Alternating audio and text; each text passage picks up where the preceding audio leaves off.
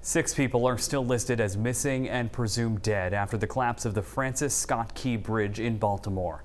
The bridge was struck overnight by a cargo ship that lost power and slammed into one of the bridge's supports, causing it to come crashing down.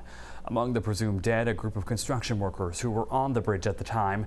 The Port of Baltimore is now closed until the wreckage from the bridge can be removed. With how quickly things unfolded in Baltimore, many are wondering if something similar could happen here in Maine. There are engineering and maritime safety officials who work to keep things safe around the Casco Bay Bridge. News 7's Caroline LaCour reports from Portland.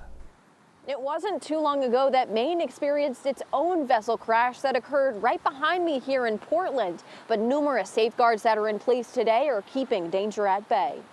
And in those days, we'd go out there as kids and watch the ships come through.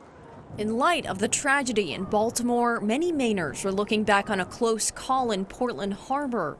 I was standing a little further out on this to watch the tanker come through. I knew the angle was wrong.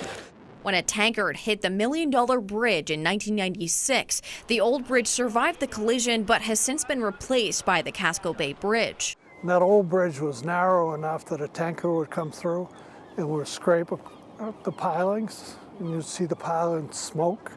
But Portland Harbor Master Board Chair Dan Haley says today there are more precautions in place to keep both boaters below and drivers above safe. The pilots, which bring the ships in the harbor, and then docking masters that dock the ships, they're all very well trained.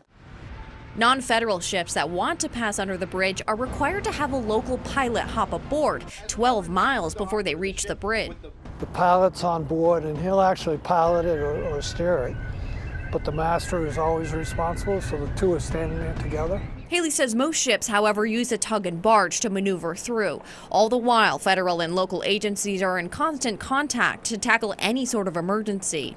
And in fact, there's a meeting coming up shortly at IMT where they all get together on a regular basis and look at planning for emergencies within the harbor. Up top, crews operating the bridge keep watch 24 hours a day and often open up the bridge for approaching ships. With modern bridge design, we do tend to have more beefier piers and abutments. Maine Department of Transportation Chief Engineer Joyce Taylor says the bridge we know today was built with dozens of safeguards to protect it if a crash were to occur. And we have had incidents where Casco Bay has been hit, and it has caused some damage to the dolphins or the fenders, which are helping to prevent. They're like the bumpers to say, stay away from the bridge. But major bridge strikes are rare. Baltimore is a very sad story, but I think we're in pretty good shape here. But this will certainly bring more attention with our pilots. Folks I spoke with today explained that when the Casco Bay Bridge was being built, it even was widened to allow even more ships to pass through, and it leaves around 65 feet of vertical clearance at high tide. It's all of those points working together to make sure that a massive strike is less likely to occur. In Portland, Caroline LaCour, News Center, Maine.